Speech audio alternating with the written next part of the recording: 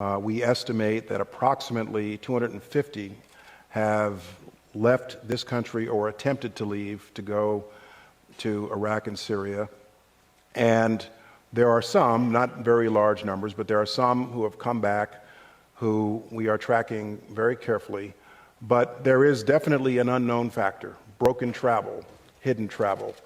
But we have systems in place to track those individuals, and that is something that this committee recommends and that we are making pretty aggressive steps to do, to learn how to track people who engage in broken travel. Involves working with foreign governments, like the government of Turkey, for example, on what they see, more and more information sharing. This is something we talked about yesterday at the UN, and it's something that I'll be talking about with some of our European partners in December. In August of this year, I directed certain security enhancements to our visa waiver program. There are 38 countries for which we do not require a visa to come here. And so I directed that we have certain requirements with respect to those countries that are sending people here in terms of a requirement, for example, that they use the Interpol database if they want to be in our visa waiver program.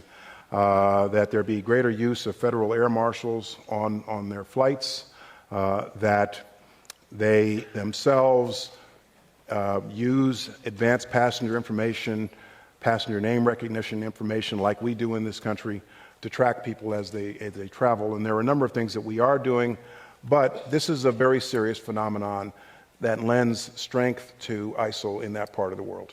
So ISIL is winning? I wouldn't say that. They have enormous strength on the ground, without a doubt.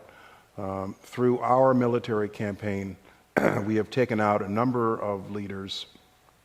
And from my perspective, here in the homeland, what I see is the global terrorist threat to our country has evolved away from, but in addition to, the terrorist-directed attacks that are exported into this country, like 9/11, for example, to terrorist-inspired attacks through social media.